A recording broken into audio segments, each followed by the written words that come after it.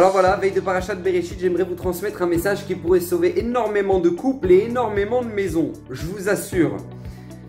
Je ne vais pas vous la refaire, vous savez très bien que Chava va écouter le serpent, elle va manger du fruit et sentant qu'elle a fait une très grosse bêtise, d'accord, qu'elle a amené la mort dans le monde, enfin en tout cas sur elle, elle se dit je ne veux pas être la seule à mourir et elle va donner à manger à son mari et aux autres créatures.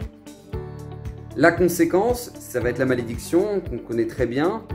Et Hachem va dire, voilà, maintenant vous allez devenir mortel, et Chava va recevoir ses malédictions, et Adam va recevoir ses malédictions.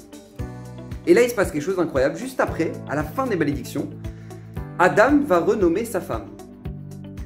Il va lui dire, maintenant tu t'appelles Chava. Pourquoi? Parce que tu es la mère de tous les vivants. Je dis bien renommer, parce qu'on voit au début de la paracha que Adam ne va pas l'appeler Chava tout de suite. Au début, quand il va la voir pour la première fois, il va lui dire « Tu t'appelles Isha ». La femme, tu t'appelles pas Chava.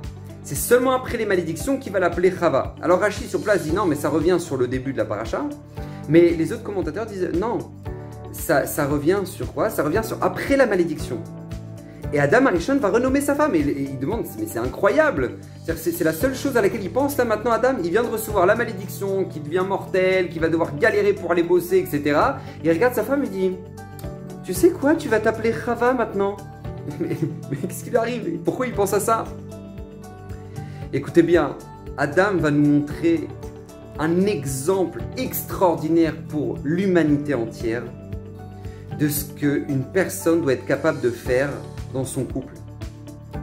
Écoutez bien, c'est simple, c'est un mot, c'est pardonner. Pardonner.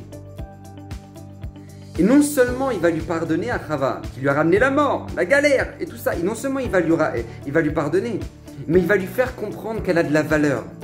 Comment? Tu vas t'appeler Chava parce que tu es la mère de tous les vivants. Parce qu'Adam avait compris que, même si c'est vrai, ok, j'ai tout perdu, d'accord, maintenant je suis devenu mortel, maintenant je vais galérer, mais il y a une chose qui me reste, c'est ma femme. Donc ça, au moins, il ne faut pas que je la perde.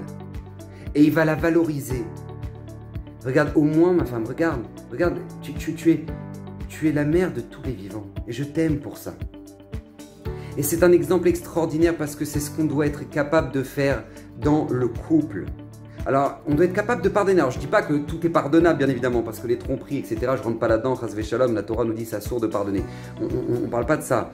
Mais par contre, les vexations, les mots déplacés, les comportements qui ne nous ont pas plu, et qui peuvent garder des traces pendant des années dans le couple, que non, mais c'est ce qu'il a dit, je ne l'oublierai jamais.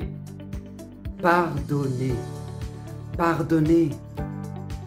Ton couple, c'est la base de ton monde. Si tu veux que le monde continue comme Baruch Hashem, si on est encore là, c'est parce que Adam Arishon a pardonné à Chava. Alors nous aussi, on doit être capable, pour sauver notre monde, de pardonner dans notre couple. N'oubliez jamais cette notion-là. C'est le premier couple de l'humanité qui va nous en faire la preuve et l'exemple. Et qu'on ne l'oublie jamais. Parce que je peux vous assurer, je vous le répète, beaucoup de maisons et beaucoup de couples pour être sauvés si jamais maintenant vous n'utilisez plus souvent ce mot qui est pardonner. Qu'Hachem bénisse, passez un excellent Shabbat.